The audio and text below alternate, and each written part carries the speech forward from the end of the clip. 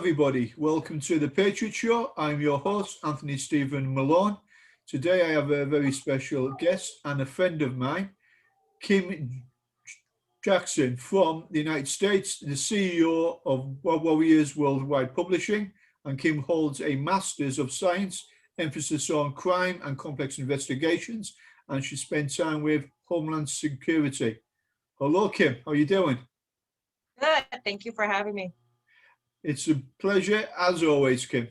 Right, my actual viewers won't know a great deal about you. Obviously, a lot of experience there. Can you give them a little bit of an insight, or like an intro on who you actually are? Sure. I started out in investigations early. I would say in my 20s, before I even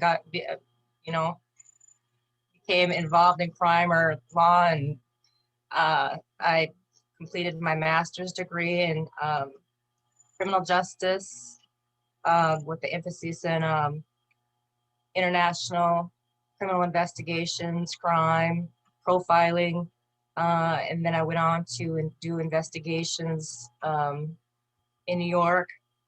I was a Homeland Security officer for the Department of Homeland Security for a while. Yeah, I remember. So I had a lot of background in it. Yeah. I mean, ins and outs. Yeah. What is your motivation? Why did you pick that particular avenue? Mostly to defend the little guy, if I remember right. Yeah. I like doing investigations, profiling, working on complex cases. So immediately I started working with Amnesty International and was connected to, while I was interning, doing my master's program, two attorneys in New York asked me to come out and help them with investigations, high profile investigations on human trafficking in New York. Yeah, you've got. I personally know you've got a lot of experience with that sort of thing. You also have a very good working knowledge of a lot of different languages as well. Can you explain a bit about that? Yeah. Well, when I was taking my master's, I was planning on being an FBI or a CIA agent, but that didn't pan out. So I used it to do investigations. I love the CIA World Factbook. I still use that to this day. I just love it. I'm a nonfiction nut, but I used it in a lot of my classes, even for marketing and PR. Like I got my bachelor's in business administration for marketing and PR, but I used the CIA Factbook for that too, just to learn different countries, their locations, how their country operates. So yeah, then I started with the languages. I started with learning the different languages, just so I could communicate, know what people were saying. Yeah, I'm just going to say a couple of the languages that you have a good working knowledge of is Dutch, French, German, Italian, and Russian. That's an interesting. Correct. Just a few of them. Correct. The attorneys that I worked with in New York were actually Bulgarian and Russian. So, and they call it Belarusian. There's kind of like a cross mix of the languages there. Serbian was in there. I was working. There was a couple of attorneys that were Serbian. So it was interesting. Yeah. You've definitely had some interesting cases over the years, haven't you? Right. The other thing is. Did I put in there Persian? I know Persian too. Yeah, I know that one.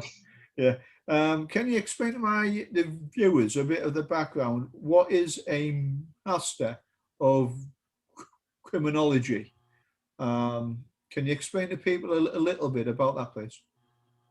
Well, master in criminal justice, usually if you want to be a law enforcement officer or any kind of officer in the U.S., you have to have at least usually an associate's degree, a 2-year degree in law enforcement. It's basically a law enforcement degree, or a year, like a bachelor degree. A lot law enforcement officers have, and then the master's degree. I had a lot of Department of Homeland Security officers, chiefs of police usually have master's degrees. Anybody with a high officer level has a master in criminal justice. In the year that I graduated with my master's, I graduated at the top of my class. I was selected out of 10,000 plus students worldwide. This is a worldwide thing, so it was a worldwide event that I was being recorded on. That's on YouTube too, my speech of my graduation. But I graduated summa cum laude. I had a 4.0, and I was, the first student and the first female actually to represent Kaplan University's School of Criminal Justice. So all of a sudden, John Legend's there with me. He's the keynote speaker, and I became a celebrity in the criminal justice world. So that's my background. Happy days. Well, your background's put you in very good stead with all the experience as well to go on to do a lot of things and help a lot of people all over the world as well. Can you tell us a little bit, because obviously through everything you've done and experienced, you were able to write a book as well, Retriggered. Can you tell me a little bit about that, please? Correct. Well, actually not finishing, but continuing the story of my graduation ceremony where I was selected as the student commencement speaker. That's on YouTube, where they wanted me to do the commencement speech, but they wanted me to do it on how I conquered fear. Essentially, I gave my spear on PTSD, how I lived with PTSD. And the book was motivated from that. I was thinking, okay, nobody in law enforcement or the military breathes or even thinks about mentioning PTSD because, that's the end of your career right there. And they wanted me to do a speech on it before my career even started. Yeah. So I thought, there's got to be some kind of punchline to this as to why I was chosen, the top of my class to do this and to do this speech and keep going. So that's where the book came from. I kind of wrote it for all law enforcement officers, anybody that's in the military even, that are dealing with it and feel that they can't say anything. I was kind of like the voice. I wanted to be the voice for everybody working in the field that didn't have a voice. How I dealt with it. I wanted to tell them my story, how I deal with it without going to the doctors, without, doing certain things. Yeah. So, I just want my viewers to understand, because Kim isn't just someone I've got on the show. She's actually a good friend of mine as well. Kim her book isn't just written about from an academic point of view. It's written from experience. She's been there, seen it, got the t-shirt as well, which is why I wanted her on the show. And I know Kim is a very humble person as well, but her book and the experience within that book has actually went on to help a lot of soldiers, a lot of people who have been in the forces, not just the military forces, people in the emergency services as well. So Kim's book and her experience that she's brought over in that is about all of that, how she was able to deal with that. It is a very honest, open account, is the way I would actually phrase it.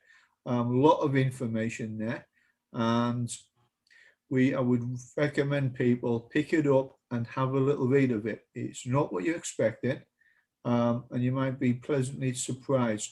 Kim, if people want to purchase the book, where can they get it from? Anybody can purchase it from Amazon, any Amazon website in the world. It's available on Amazon worldwide, Kindle worldwide. I'm in the process of getting an Audible version going, so that's available as well. So excellent, pretty much anywhere Amazon or Kindle sold, huh? Yeah. Excellent, no worries. Well, I am right in saying your experience that you're putting out there as well to help other people. It isn't just aimed at military personnel, it's aimed at the emergency services as well, isn't it?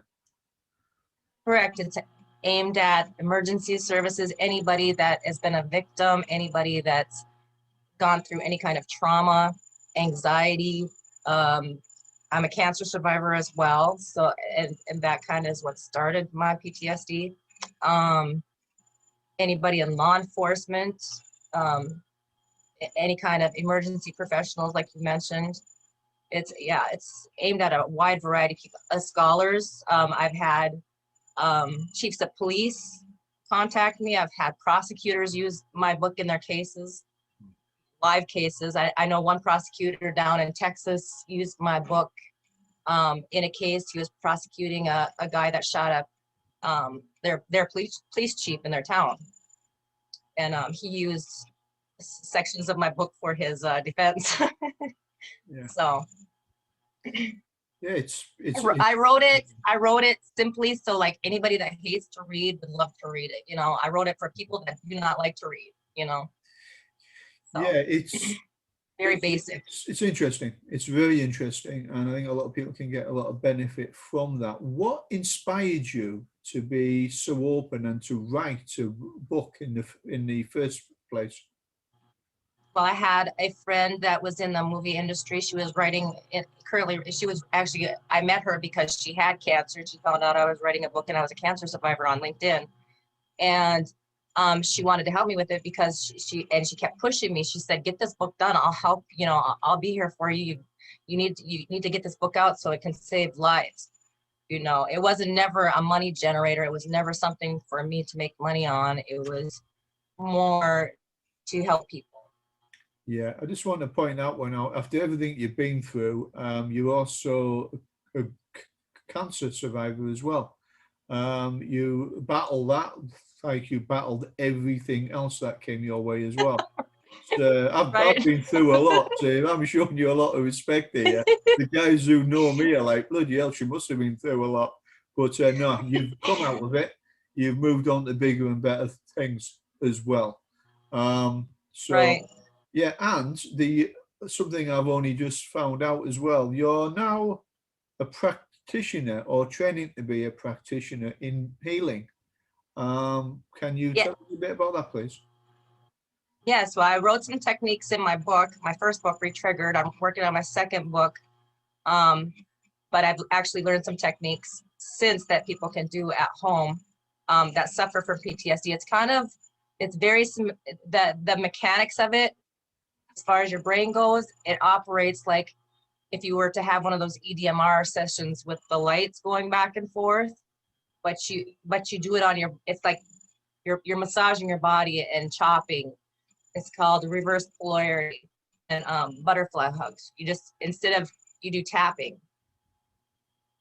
So it's just like little simple techniques you can do at home that is the same thing as going to a psychologist or whatever and watching the lights go back and forth, but you can simply do it at home. So I'm practicing to be an energy healer and get certified for that.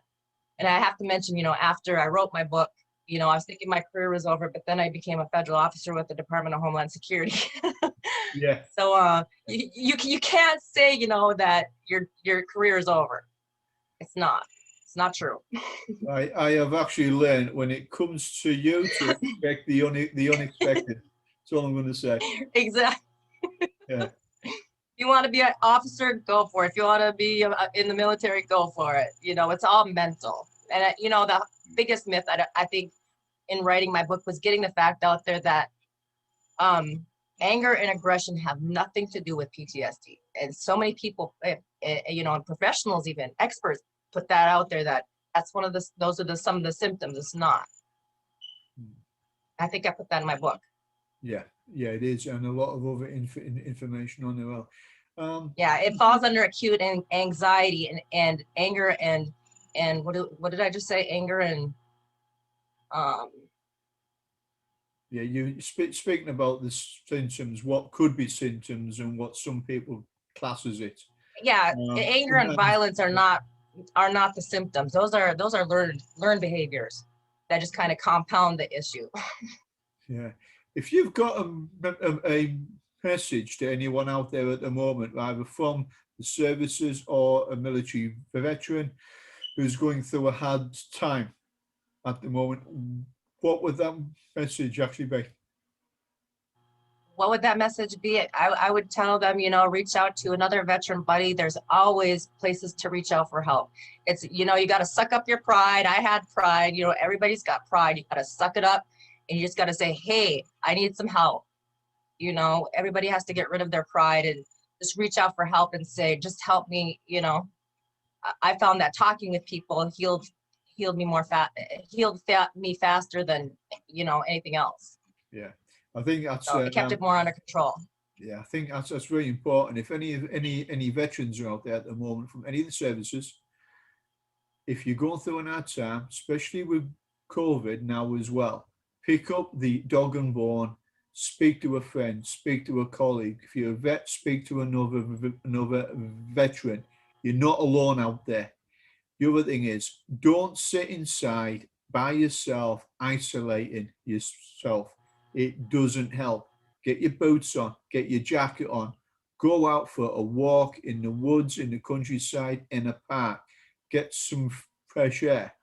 It'll help you get a little bit of perspective and you'll feel a lot better for that as well. Um, Kim, have you got any other advice on that as well? I was just gonna say, yeah, get outside, get some fresh air. Also, exercise, just do something. I could tell when I'm getting triggered is I start stuttering. So as soon as I start stuttering, that's my cue to, I need to get my PTSD under control, and I go out and start exercising. Usually I don't want to leave. I know what not wanting to leave your room is like, not answering the phone. I don't do nothing. I know how it is. So I force myself. You have to force yourself to do stuff that you don't want to do. It's just that simple. Well, it's the old one, isn't it? Change your perspective. Yeah. Yeah. Everyone's in a little comfort zone. Sometimes you need to get out of it. Break out your comfort zone, get your boots on, get your jacket on, get yourself out there, go for a walk. Exercise is brilliant. Any kind of exercise, doesn't matter what it is, you will be feeling better about yourself as well. And if you're getting a bad day, I get them, Kim gets them, all of us get them, everyone gets them. Pick up the phone, have a chat with somebody. It helps. You're not the only one having a bad day. We all get them. Remember that. But also remember, the sun will shine in the morning. It comes up. Okay? So tomorrow, always look forward. Never look back. Look forward and think, yeah, do you know something? Yeah, I think he's right about that one. Boots on, jacket on, get out for a walk. That's my advice anyway. Just my little bit of experience I've got on that one. Kim's got a lot more experience than what I've got about this, but we're both saying pretty much the same thing there. You're not alone out there. Kim, so... Of course, you could always reach out to either of us. Yeah, well, the amount of private messages and phone calls I'm getting at 3 o'clock in the morning. Right. Obviously, I'm doing something right somewhere because everyone's now chatting on me. Right. And another thing I wrote in my book is meditation. And a lot of people don't know how to do meditation, but meditation can be simply as watching a fire, watching a fireplace, or you can even jump on YouTube and find type in meditations on YouTube, and there's even PTSD meditations now on YouTube. So there's all kinds of things you can do to get your mind, your perception changed. Yeah, I think that's important as well. Like Kim, after everything you've been through and you've done in your life to this point, and you're not that old as well, what would you say would have been the point that influenced you the most? I know you've been through an awful lot, but can you pick one or two things? One was a doctor told me that I would have to be on PTSD medicine for life. And I was like, no, this is not a life, it doesn't have life-threatening, it's not a life-threatening condition, that's usually like diabetes or high blood pressure, something that's actually life-threatening. PTSD is not life-threatening. The other one was, that's, one way, that was my trigger to, okay, I got to find something out, learn about this so I can help others, because nobody should have to be on this kind of prescription medicine for life. This is ridiculous. And then the second time, a guy I met on LinkedIn, he told me, you don't have PTSD. It's just in your head, it's all in your head. And that was a really big trigger for me. I actually locked myself in my apartment for 3 months, didn't talk to anybody. I blocked him. It was one of those moments where the truth hurts. At first, the truth will piss you off, type of quote. But then I changed my perspective. Yeah, you're like, don't shoot the messenger. But it was right. That changed my perception, and that's where I actually started writing my book. Like, you know what? Maybe it is all in my head. Maybe it is on me to figure out how to heal myself. I kind of changed from victim to, okay, I'm going to heal myself. Yeah. Kind of attitude. Then I'm going to help others heal themselves. So. Yeah. Well, whatever you've done, it works. Everyone's got their own ways of dealing with everything. But I've met you in person as well, obviously. So yeah, whatever you're doing, it works well. Okay. Oh, thank you. Here we go. And now this is the next question.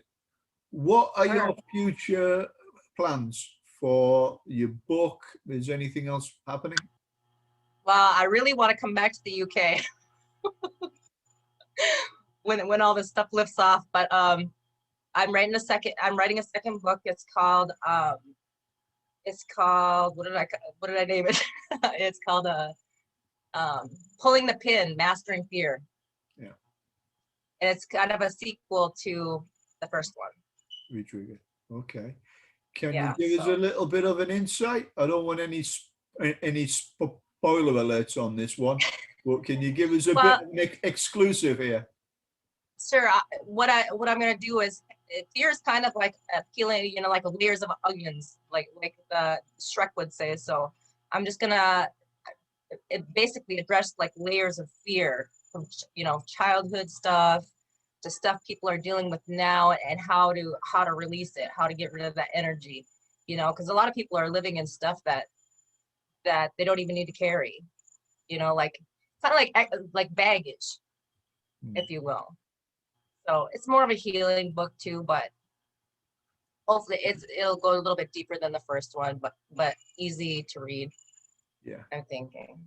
Okay, so you can keep me posted on that, and the day you're going to release it, we'll get you back on the show. Okay, sounds like fun. Hopefully, if COVID isn't happening, I'll do an interview with you in person. Sure, that would be fun. So yeah, absolutely on that one. Okay, Kim, I would like to thank you so much for the interview, for taking the time, coming on the show, and speaking to everybody as well on that one. Would you like to say anything else to me people over here? Can they leave comments below on your videos? Yep, certainly can. I'll try to answer them if I find any. Any questions, can you PM me please, or speak to Kim? Sure. Get the questions over to her. All of the information on her books and her bio will be in the text underneath the interview as well. So if you're wanting to buy her book, or if you've got any questions, have a read of that, and all the information's there. Anything that isn't there, send me a private message as always, and I will answer any questions. Any major questions, get to me and I'll get them over to Kim as well. Okay, Kim, thank you so much as always for thank you so much for having me. And I hope to see you in the future. Okay, Kim? Oh, we will. I have confidence. Absolutely on that one. Can you stay on the line for a couple of minutes? I'm just gonna close down the show. Right, everybody. Thank you for watching the Patriot Show. Hope it's been informative, and I hope it's been interesting as well, because the subject matter, PTSD, it is an important thing for people to speak about. Thank you again for watching. Please continue watching for the next couple of minutes, and you'll find some video adverts and trailers for veteran-owned companies and businesses across the United States and England as well. Have a look at them. Very good companies. And thank you for watching the Patriot Show. Goodbye. See you next time.